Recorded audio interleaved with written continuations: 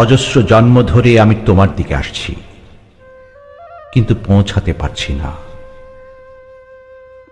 তোমার দিকে আসতে আসতে আমার এক একটি দীর্ঘ জীবন ক্ষয়ে যায় 5 পয়সার মোমবাতির মতো। আমার প্রথম জন্মটা কেটে গিয়েছিল শুধু তোমার স্বপ্ন দেখে দেখে। এক জন্ম আমি শুধু তোমার স্বপ্ন দেখেছি। আমার দুঃখ, তোমার স্বপ্ন দেখার জন্য আমি মাত্র একটি জন্ম পেয়েছিলাম। আরেক জন্মে আমি ঘর ছেড়ে বেরিয়ে পড়েছিলাম তোমার উদ্দেশ্যে। পথে বেরিয়েই আমি পলিমাটির উপর আঁকা দেখি তোমার পায়ের দাগ। তার প্রতিটি রেখা আমাকে পাগল করে তোলে। ওই আলতার দাগ আমার চোখ আর বুক আর স্বপ্নকে এত লাল করে তোলে যে আমি তোমাকে সম্পূর্ণ ভুলে যাই। ওই রঙিন পায়ের দাগ প্রদক্ষিণ করতে করতে আমার ওই জন্মটা কেটে যায়। আমার দুঃখ, মাত্র একটি জন্ম পেয়েছিলাম সুন্দরকে প্রদক্ষিণ করার।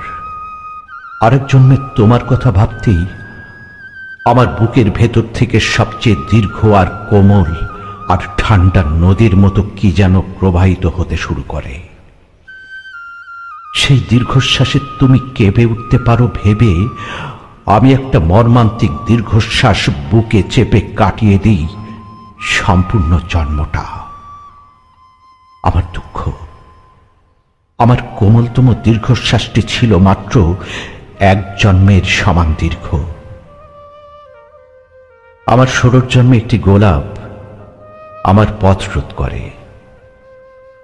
আমি গোলাপের সিঁড়ি বেয়ে তোমার দিকে উঠতে থাকি, উঁচুতে উঁচুতে আরো উঁচুতে, আর একসময় ঝরে যায় চোট্টের বাতাসে। আমার দুঃখ, মাত্র একটি জন্ম আমি গোলাপের পাপড়ি হয়ে তোমার উদ্দেশ্যে ছড়িয়ে পড়তে পেরেছিলাম।